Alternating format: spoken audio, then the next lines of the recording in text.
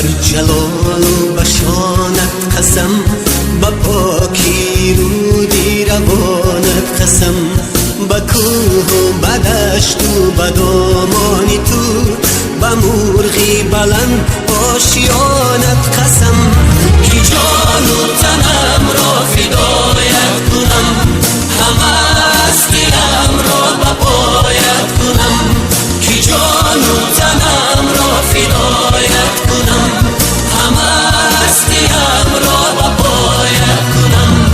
قسم قسم به نامت قسم ای وطن، وطن وطن به نامت قسم ای وطن.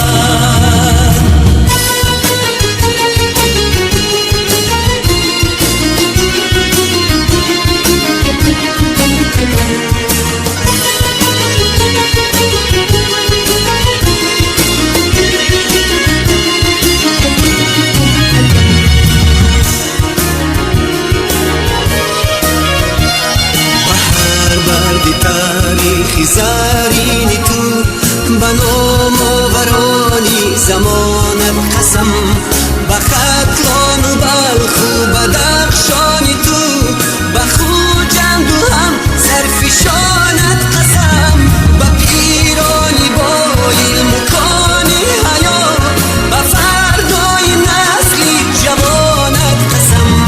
قسم قسم به نامت قسم ای وطن، وطن وطن به نامت قسم ای وطن.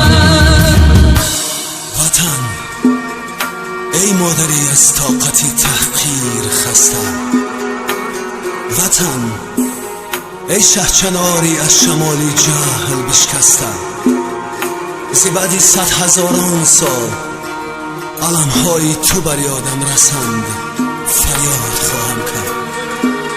وطن با نام تو، با ننگ تو، با عشق مجروحی نبردی تو، به جای عاشقانی غره مرگ و شیر مردی تو، بینای شهرت و شانی تو را بنیاد خواهم کرد، تو را آباد خواهم کرد.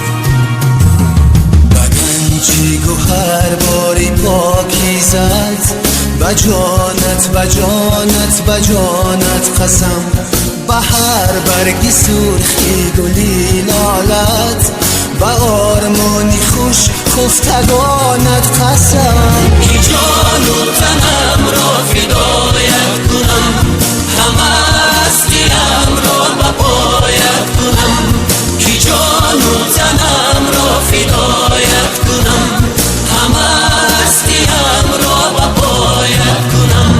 قسم قسم به نامت قسم ای وطن، وطن وطن به نامت قسم ای وطن.